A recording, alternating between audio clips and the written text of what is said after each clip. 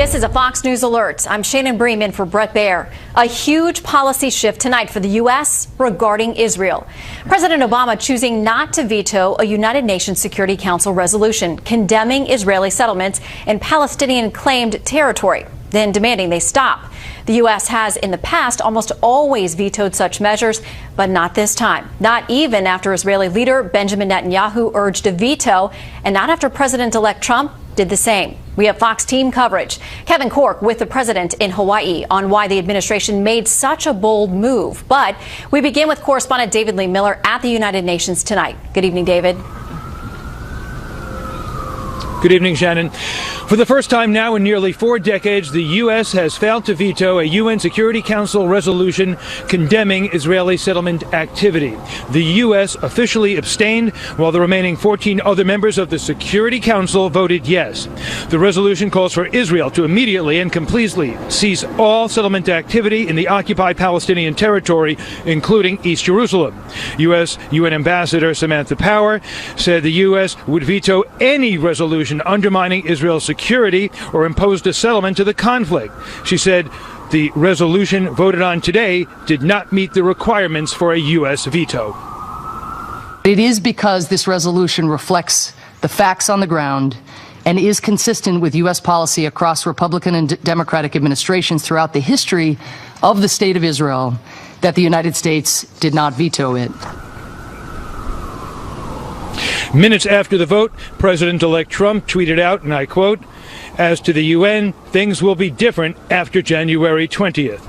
The vote on the resolution, which was sponsored by Egypt, was supposed to take place yesterday. Mr. Trump called for a veto at that time, and soon thereafter, Egypt took the resolution off the table. This morning, other countries put it back in play. Many Israelis were angry and disappointed, but not surprised by the U.S. vote. Relations between President Obama and Israeli Prime Minister Benjamin Netanyahu have been strained, and there has been growing speculation about some type of Obama December surprise." Meanwhile, Republican Senators John McCain and Lindsey Graham expressed outrage at the UN vote.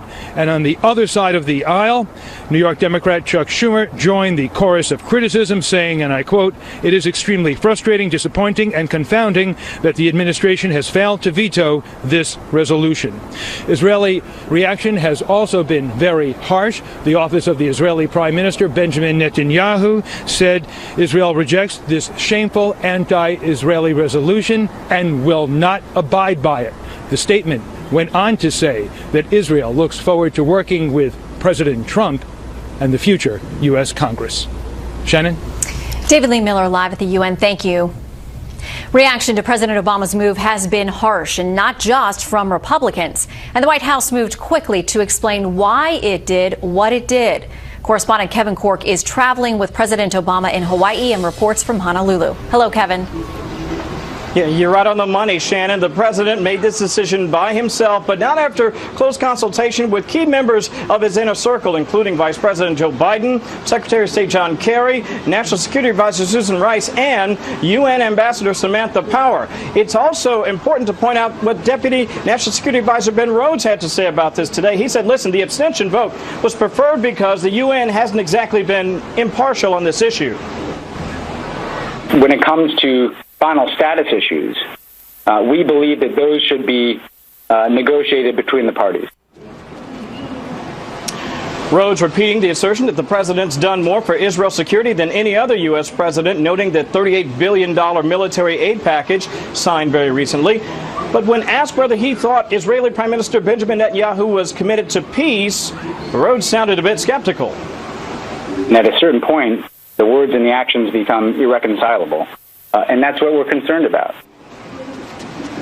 Meanwhile, Secretary of State John Kerry said today the United States acted with one primary objective in mind: to preserve the possibility of the two-state solution. He went on to add, while we do not agree with every aspect of this resolution, it rightly condemns the violence and incitement and settlement activity and calls on both sides to take constructive steps to reverse current trends and advance the prospects for a two-state solution. Not all that we're going to hear on this subject, obviously, Shannon, as the administration tries to thread the diplomatic needle on this one.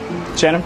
All right, Kevin. Also, we know the president signed into law the National Defense Authorization Act today, but not without a little bit of controversy, right?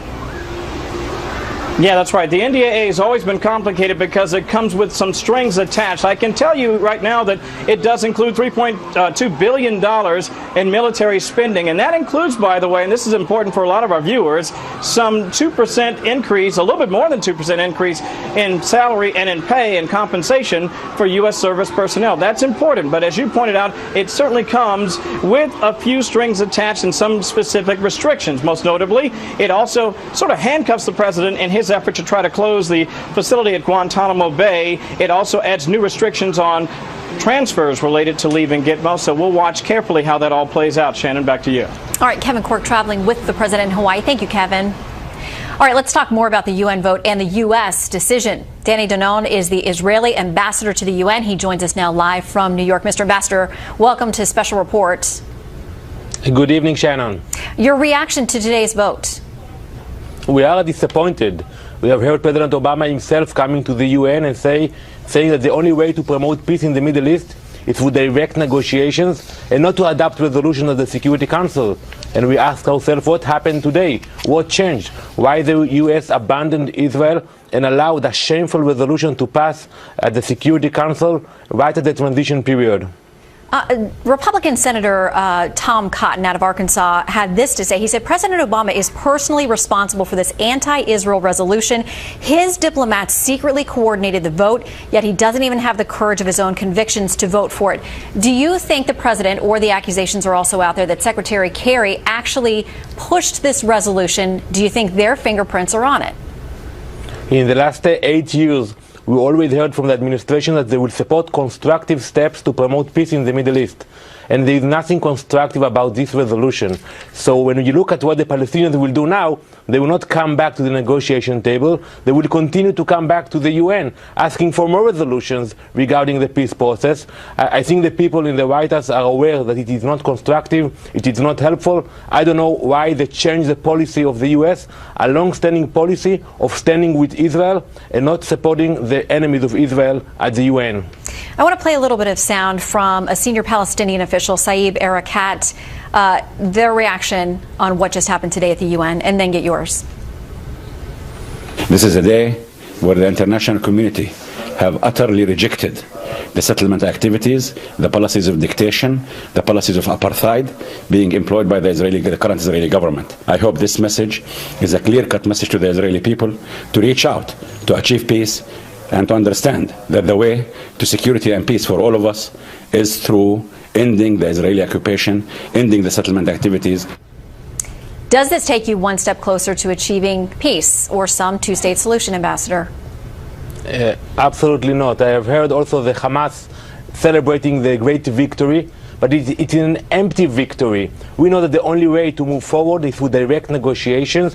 We actually did it in the past with Egypt, with Jordan, but for the Palestinians, it's easier for them to come here, to pass resolutions, and to continue with the incitement and violence in the Middle East. It will not bring us anywhere. I think the people in the administration are aware of that, and the people who voted today, they knew they're voting for an empty, meaningless resolution. Well, and I understand the Prime Minister's office has said that Israel does not intend to comply with it. My understanding also of the resolution is that it doesn't contain sanctions for Israel. So where do we go from here? Well, now actually the Palestinians will continue to come back to the UN, to international organizations, and they will try to have another resolution against Israel instead of coming to the negotiating table. So if somebody actually wants to promote peace in the Middle East, it is through direct negotiations. We welcome President-elect Trump's statement that he said that the only way to promote peace is to have both sides sitting down and negotiating, not through the UN, which we know that is so biased and it's obsessed about Israel.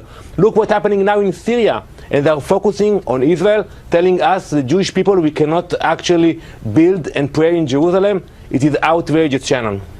Ambassador Danny Danon, we appreciate your time today, sir. Thank you. Thank you very much. The reversal on Israel is not the only foreign policy item causing an uproar tonight. Correspondent Peter Doocy is in West Palm Beach, Florida, on the evolving relationship between Donald Trump and Vladimir Putin. A Christmas card from the Kremlin arrived today, and there was no mention of the increasing tensions over nuclear arsenals. Instead, Russia's President Putin wrote to America's next president, Donald Trump, in a letter dated last week, that his holiday wish is that after inauguration, the two nations can, quote, take real steps to restore the framework of bilateral cooperation in different areas, as well as bring our level of collaboration on the international scene to a qualitatively new level. Mr. Trump says that was a nice letter, and that, quote, I hope both sides are able to live up to these thoughts and that we do not have to travel an alternate path. The cordial nature of both letters is confusing, since an MSNBC anchor said she spoke to Mr. Trump this morning using new press secretary Sean Spicer's cell phone, and he took a much more aggressive posture. Let it be an arms race. We will outmatch them at every pass. And outlast them all. And outlast them all. The back and forth between former Cold War foes began yesterday. We need to strengthen combat capability of strategic nuclear force. A Trump tweet quickly followed where he pledged, quote, the United States must greatly strengthen and expand its nuclear capability until such time as the world comes to its senses regarding nukes. Putin's response to that was passive, saying at a press conference today he wasn't surprised. Mr. Trump, there is nothing new here. During his election campaign, he has spoken about the need to strengthen U.S. nuclear capabilities. Just days before Christmas, Eric Trump has announced he won't be fundraising for his foundation because he doesn't want people donating just to get to his dad. Eric tells the New York Times, quote, as unfortunate as it is, I understand the quagmire. You do a good thing that backfires. Now, his dad is weighing in, tweeting, quote, my wonderful son Eric will no longer be allowed to raise money for children with cancer because of a possible conflict of interest with my presidency. Isn't that a ridiculous shame? He loves these kids, has raised millions of dollars for them, and now must stop. Wrong answer. And just yesterday, counselor to the president, Kellyanne Conway, warned what would happen if the Eric Trump Foundation was targeted. These folks are trying to help people in need, and those people are going to suffer now because folks are pointing out what they think to be improprieties.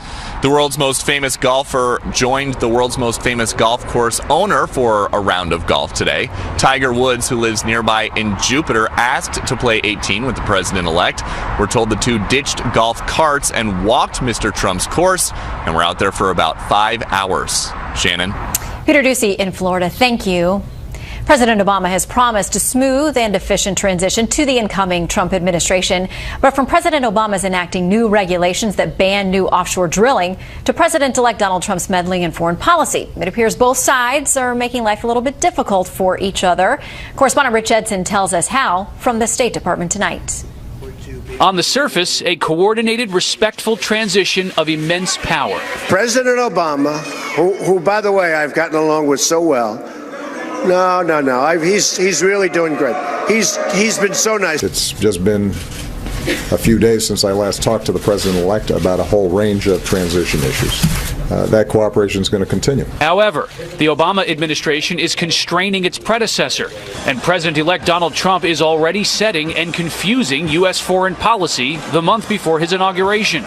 At home, President Obama banned drilling this week in hundreds of millions of acres of the Arctic and Atlantic Oceans and used a 1953 law to ensure a more difficult process for the next administration to reverse that prohibition. The current president also dismantled a dormant immigration registry system liberals feared the incoming president could have used to fulfill a campaign promise and ban immigrants from certain countries. Things are going to happen like you haven't seen happen in many, many decades. For his part, the next president is already reshaping American foreign policy. The president-elect criticized the Central Intelligence Agency for determining Russia had interfered in the U.S. election and blamed the outrage on bitter Democrats.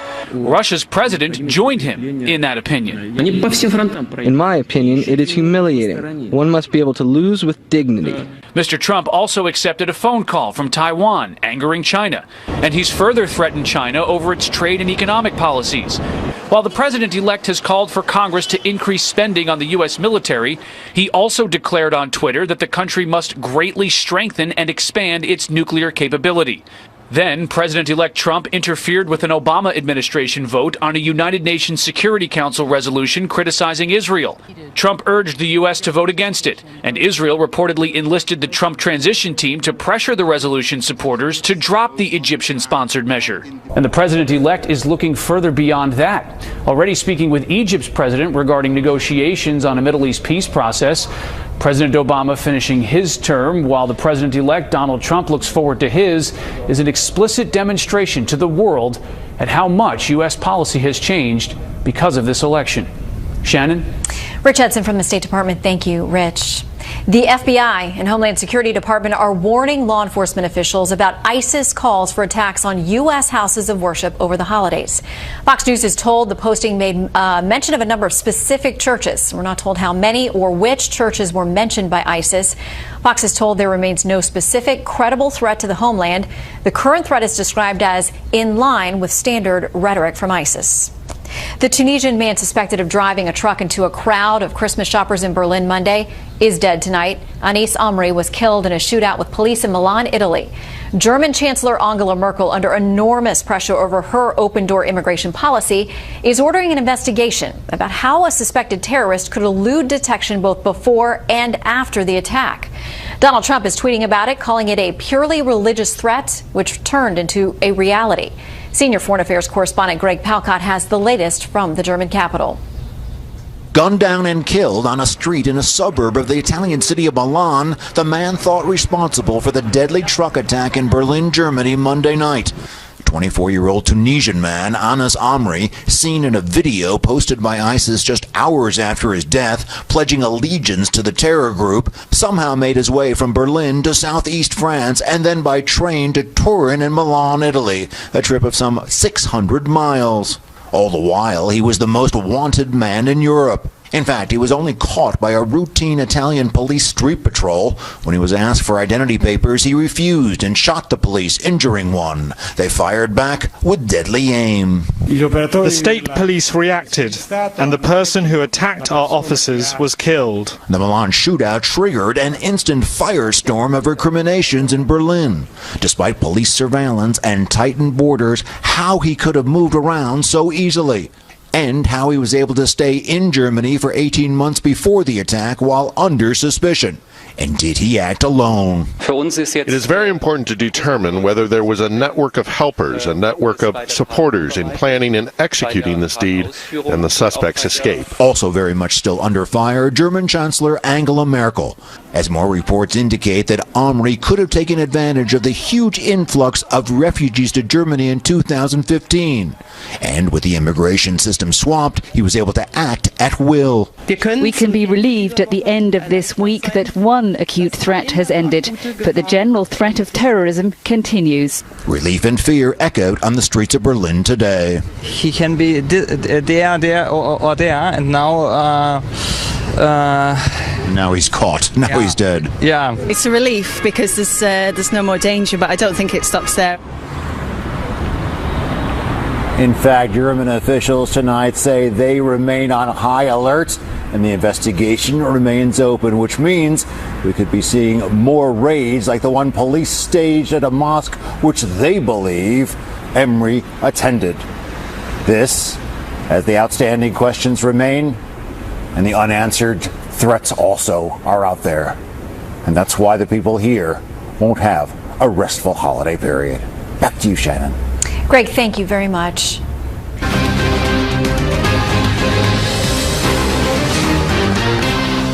The FBI is investigating a breach of security at the Federal Deposit Insurance Corporation that happened back in 2010. Two sources close to the investigation tell Fox News forensic analysis of the hacking suggests it was a Chinese state-sponsored operation. A separate government official says the chairman of the FDIC publicly acknowledged the breach in congressional testimony in July. China appears to be preparing to put surface-to-air missiles on islands in its disputed territories for the first time. U.S. officials tell Fox News the missiles have been moved from the mainland to the South China Sea. It would be the latest move from an increasingly aggressive China since President-elect Donald Trump took a congratulatory phone call from Taiwan's president, raising questions about the long-standing U.S. One China policy. It appears President Obama and the U.S. will not be directly involved in the fate of Syria. Russian leader Vladimir Putin says Moscow, Iran, Turkey, and Syria will hold peace discussions in January. Putin says the next step is a nationwide ceasefire. The State Department says the U.S. will continue working with its partners toward that goal. Movie star Carrie Fisher is in critical condition tonight after what's being described as a cardiac episode on an airplane flight from from London to Los Angeles. She was rushed to the hospital upon landing.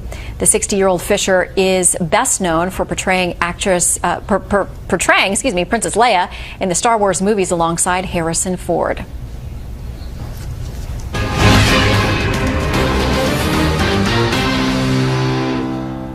Tonight, we wrap up our series on the first 100 days of the Donald Trump administration with a look at how the president-elect intends to help people with child care and elder care. Correspondent Alicia Acuna has the story from Reno, Nevada. Single mom Sarah O'Grady of Nevada can't afford traditional daycare for her 2 children. I'm what we call the working poor, I guess you could say. She relies on a patchwork of family and babysitters, a reality that hit her while on the phone with her mother. I never see my kids. I'm at work constantly, 12-hour days. I'm like, is this really what it takes to have to be able to take care of my kids? And she's like, yep. He will focus on making quality childcare affordable and accessible for all. President-elect Trump's proposed Affordable Child Care and Elder Care Act would guarantee 6 weeks paid maternity leave for mothers who don't already get paid leave from their employers. It would offer dependent care savings accounts that roll over year to year so people could start setting aside money before they even have children. Those under a certain income ceiling could deduct child care expenses up to a certain amount. Same for stay-at-home parents. For low-income families, the government would provide spending rebates through the Earned Income Tax Credit. To make all this happen, Tax Foundation economist Alan Cole says it would require a lot of money and a rewriting of the tax code. I could see this proposal running at least $500 billion in 10 years and maybe closer to $1 trillion, depending on what things get included. And they may have to scale that back because they might think that's too much to cost the Treasury. There are investments in human capital. There are investments in allowing parents to go to work and obtain self-sufficiency. Marty Elquist works for the Children's Cabinet, a nonprofit in Nevada.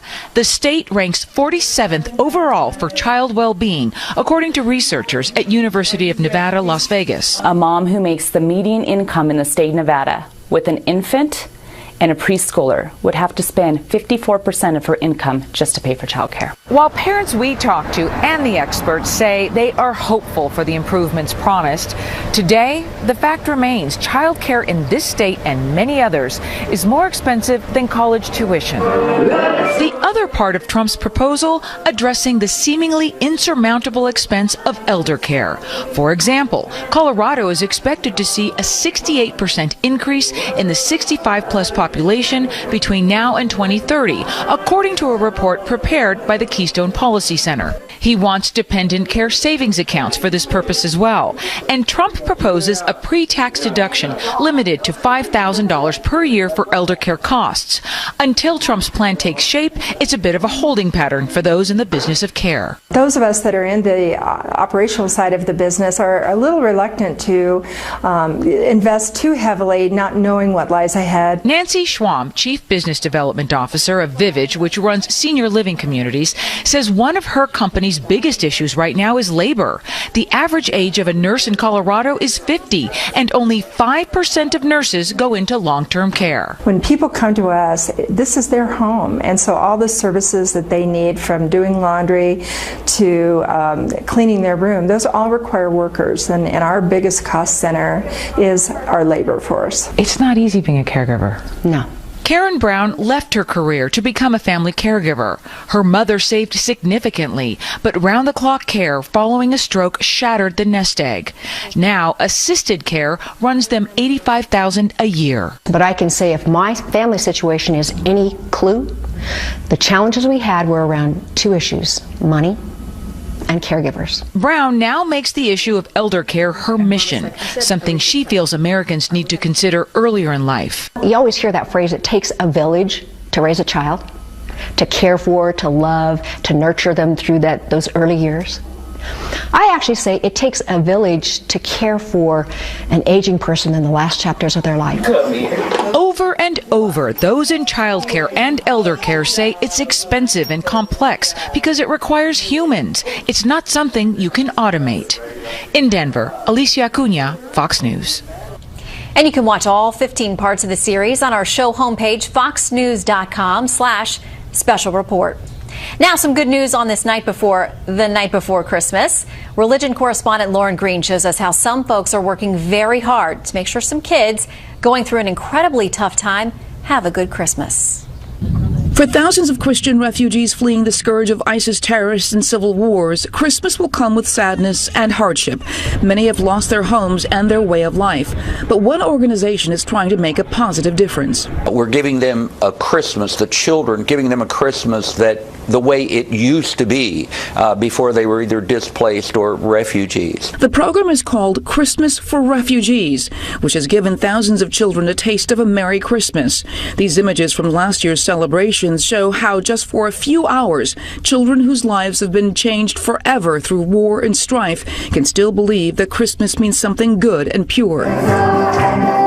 In the basement of an undisclosed local church, they sing songs, eat a meal, even get a visit from Santa. And at the end of the party, they each go home with a bag of food and gifts. Many of these children had iPads and went to private schools. Now they are sitting with the entire family in one room, often in a tent, no transportation, no school, no nothing, without hope, without a future, and with much of their homes, particularly those in the Nineveh Plain, destroyed. And what we are trying to do is to give them a little hope, to bring Christmas back to them the way it used to be for them before this devastation happened to the Christian community in the Middle East. This year, the program will help about 6,000 children in displaced areas, including thousands in northern Iraq. Most of them will never be able to return to their homes because they have none to go back to now. Most are destroyed and looted. But the program helps give them hope that regardless of where they are, it is still Christmas. In New York, Lauren Green, Fox News. Stocks were up today. The Dow gained 15. The S&P 500 finished ahead 3. NASDAQ picked up 15. For the week, the Dow was up about a half percentage point. The S&P 500 gained a quarter point. NASDAQ also gained a half. Well, Donald Trump goes nuclear again, and supporters of Israel are not far behind. We'll get reaction from the panel when we come back.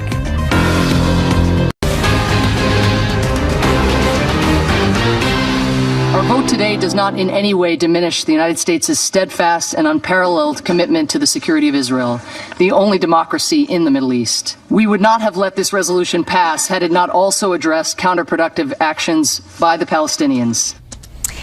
That is our ambassador to the UN, Samantha Power, today after the abstention from the vote. Let's bring in our panel, Jonah Goldberg, senior editor at National Review, Molly Hemingway, senior editor at The Federalist, Charles Lane, opinion writer for The Washington Post, and syndicated columnist Charles Krauthammer. And to anyone who thought it was going to be a quiet holiday week of news, it's definitely not been the case. Jonah, what do you make of this? Because what Ambassador Power said is this doesn't diminish the U.S. Steadfast and unparalleled commitment to the security of Israel. That's not how Israel's interpreting this. That's not how basically any observer is interpreting this. This is like me punching someone in the face. It's me saying I'm not punching you in the face. Of course, this diminishes their America's steadfast support for Israel. What I think is the most remarkable thing about this is that this is to no productive end. We've spent 8 years listening to a lot of supporters of Israel, a lot of liberal Jewish supporters of Israel insist that Barack Obama is unparalleled in his support for Israel. And he's going out the door, flipping a middle finger to Israel for no apparent purpose. And if you listen to Ben Rhodes, you will listen in vain for a coherent answer to why they're doing this. And I think what this does is reveal that all along the rhetoric and posturing towards Israel concealed where their emotional heart is, which is they've always thought this was about the settlements, and this is a way to, and they held off doing this earlier because they knew it would hurt Hillary Clinton. Now that Hillary's gone, they're doing it simply out of spite and out of a sense of sort of emotional commitment to screwing Israel. Yeah, and to be clear, we are one of the few who had veto power over this, so it never went anywhere at all, and the U.S. Affirmatively chose not to do that. We do have a little bit of audio from the phone call with Ben Rhodes this afternoon explaining what had happened and why. Here's a bit of that. the Israeli government wants the conversation to be about anything other than the settlement activity. We've been warning President Obama and Secretary Kerry publicly and privately for years that the trend line of settlement construction and settlement activity was just increasing Israel's international isolation. And while a lot of people would argue this resolution also isolates Israel, moves to that end. Yes, and this, if anything, gives false hope to Palestinians. This doesn't actually change our policy. It won't change in a few weeks. We'll have returned to what our position of strong support of Israel has been for 40 years. But it'll give false hope to Palestinians. They will think that this gives them claim to something. It could lead to more violence. And showing this kind of moral cowardice and abstaining on this vote, not supporting this democracy, is a perfect coda to 8 years of foreign policy bungling and impotence. Well, we got this tweet, of course, today, Chuck. I know you're not surprised. There is a tweet from Donald Trump saying, as to the UN, things will be different after January 20th. It's something that Israeli leaders are embracing and celebrating and noting in all their reactions to this vote today.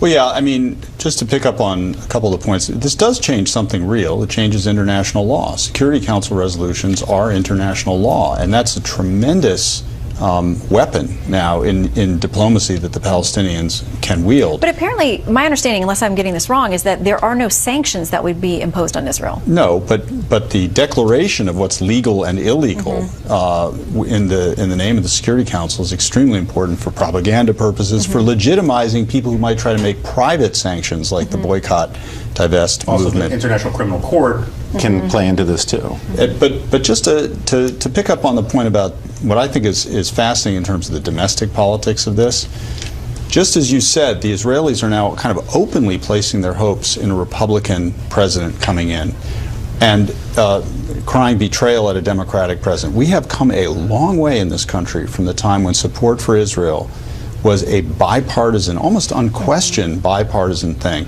And now you are seeing not just a split between the parties, but you will soon see a split within the Democratic Party that will be provoked by this step, because President Obama has thrown, and John Kerry have thrown their weight behind the voices that have been insisting for a long time within the Democratic Party for a tougher, quote-unquote, policy on Israel that will put a lot of pressure on the pro-Israel forces within the Democratic Party, some of whom have been heard from, such as Chuck Schumer, Ron Wyden, and Sherrod Brown in the Senate today. And we just got something in from Congresswoman Debbie Wasserman Schultz, formerly of the DNC, heading up the DNC. She said, I condemn in the strongest of terms the United Nations Security Council's passage of what she calls this one-sided anti-Israel resolution, as well as the United States' reckless abstention. So bipartisan condemnation, Charles.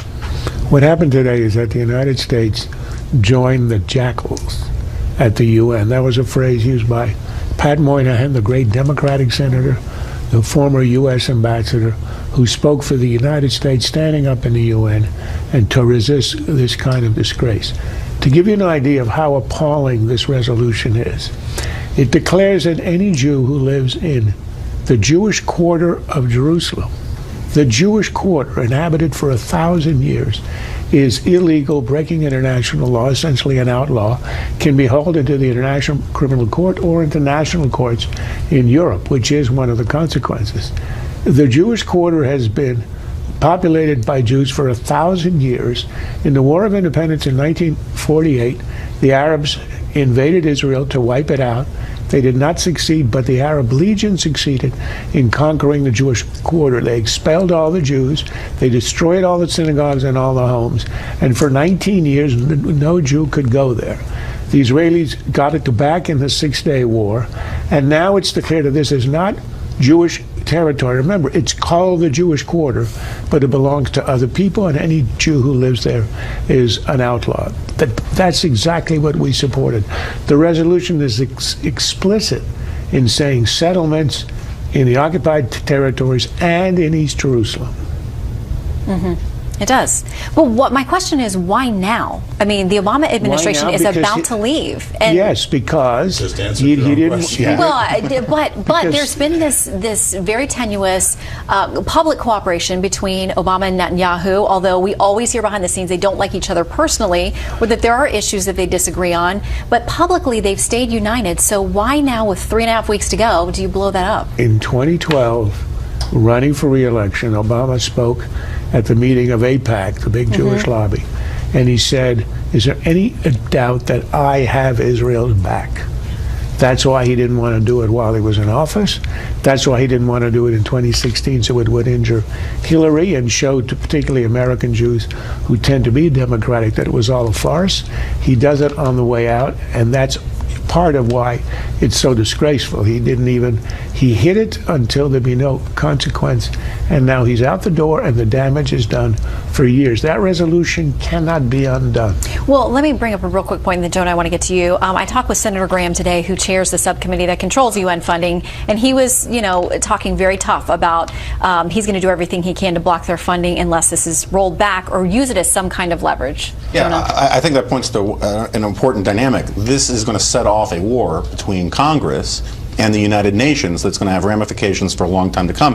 But I also say there's a bizarre irony to this, in that everyone tells us that Bibi Netanyahu and Barack Obama don't like each other. This is a gift to Bibi Netanyahu. It's terrible for Israel. But what this does is it allows Bibi Netanyahu to say persuasively, even to his domestic critics, look, I've been telling you for 8 years, I haven't ruined the relationship with America. It's all because of Obama. And now Obama shows his true colors, and Bibi can say, look, I was right. Well, and he'll have some backing now and help from Senator Graham and others. I mean, what do we make of this accusation by Senator Tom Cotton and others who have said to me, and probably to some of you too, that this was specifically orchestrated by President Obama and John Kerry? Well, the Israelis have been saying that for some time, and they say this is all done behind their back, et cetera, et cetera. But our own lawmakers accusing the White House of doing it. I'm not sure Tom Cotton was privy to all these conversations. I'm sure he's been briefed by sources in Israel who've been telling that to everyone. I must say I'm struck by the disconnect here. Look what's going on in the Middle East. 500,000 people have been slaughtered in Syria. You have war all over Yemen. Iran is pursuing a nuclear weapon. And the issue that the United Nations Security Council is focused on here a couple days before Christmas and Hanukkah is this. Is Jews living in the Jewish quarter. It tells you how perverse the UN is and why it's time we cut the cord and stop giving him any money. Yeah, we'll see if Senator Graham gets his way. That's what's going to happen. All right, next up, our panelists' naughty and nice list this year. You may have to make some last-minute changes based on this conversation.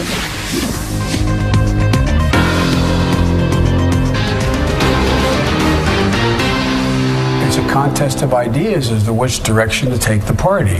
After every single loss, the political party that loses, they go and they do a retrospective. What happened? Where did we make a mistake? Did we do wrong? That debate is going to ensue. Vice President Biden reflecting on our most recent election. Our panel is back with us now. Molly, I'll start with you. He also said in an LA Times interview about losing the election, these are people I grew up with. They're kids. They're not racist. They're not sexist, but we didn't talk to them. So some, analysis going on. Yeah, people give Joe Biden a really hard time for his ethical lapses and not being the brightest bulb in the Christmas tree. But this is a guy who won Senate 16 times. He won the Senate seat 6 times, and his political instincts are on point. Democrats should listen to him. It's totally fine if Hillary Clinton needs to cling to conspiracy theories in order to get out of bed in the morning, but that's not a good plan for the rest of the Democratic Party or the media. There needs to be a lot of reflection. I think his point about the inability to communicate with the working class voters is something that Democrats should heed and stop clinging to these conspiracy theories about Russia or Comey or the Electoral College being the source of all their problems. If they want to regain the presidency, legislatures, state legislatures, governorships, they have to take a real hard look at themselves about how they've lost the people. Okay, with that in mind, what does the group of people running for the DNC chair, or the handful that we have left, say about where Democrats go and how they move forward if they're trying to avoid some of those pitfalls? Chuck?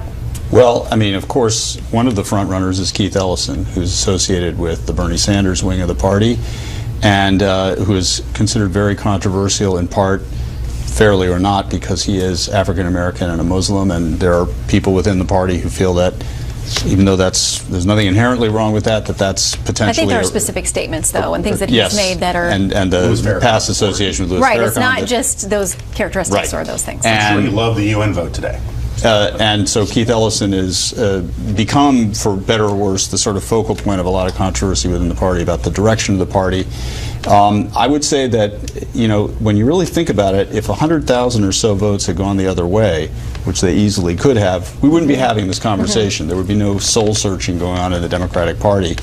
And so it's worth remembering that the Republicans had their autopsy at the end of the last election that said go this way. They went the opposite way and they ended up winning the election. Yeah. So, kudos to Joe Biden for being introspective, but it may not in the end amount to very much. All right, I want to make sure that we get to all of your naughty and nice, because we've asked you to give us the year-end decision on this. And Jonah, we'll start with you. We'll go through all of your naughties first. Okay, so my naughty, I rarely go with sports on the show, but it is Colin Kaepernick, the football player who decided to set a bonfire of arrogance and asininity almost all year long, whereby he denigrated America, denigrated police officers, praised Fidel Castro, and yet couldn't even be bothered to vote.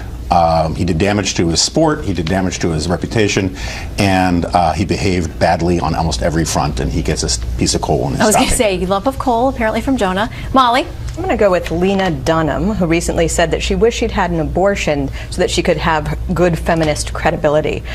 In addition to how monstrous that notion of killing your unborn might be, it really speaks to sort of all these celebrity idiots, these facile people who think their voices are worth listening to when in fact they're actually just turning off a whole host of voters.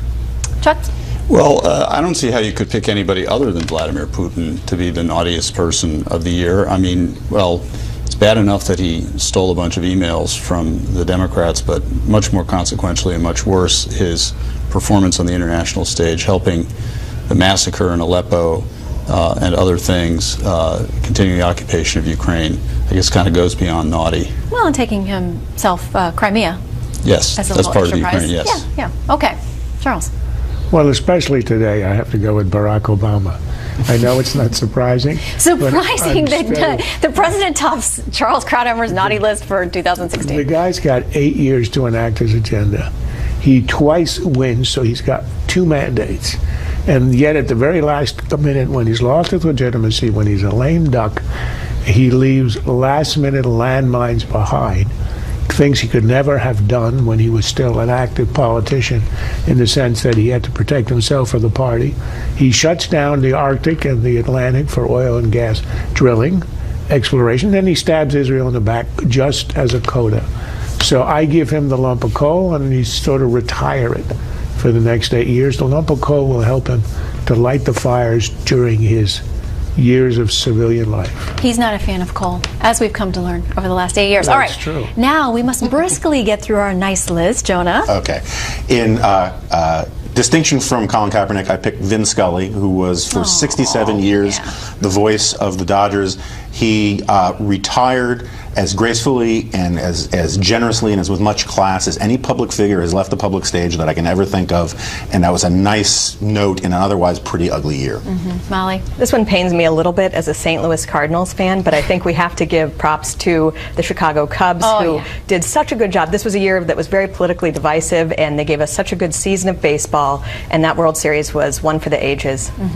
Chuck? In a year when the epidemic of opioid addiction and abuse was a huge tragedy across the country, the Center for Disease Control and Prevention and its head, Tom Frieden, took a forthright stand in pushing doctors to completely reevaluate the way they prescribe these medications. I think it's a good policy that may save lives. And our final 30 seconds to our own Dr. Krauthammer. This is the Vin Scully of politicians. David Cameron. He loses a referendum. He goes to the Queen. He offers his resignation. She accepts. He leaves the Parliament. He returns to private life. He leaves no landmines behind. As you can see, I'm still obsessed. That's the way you're supposed to do it. If only we had a queen. Well, I'm not sure the U.S. is ready for the monarchy, but we do enjoy following the one across the pond. Okay, we fought a revolution over that. That is it for the panel. A special holiday message for you up next.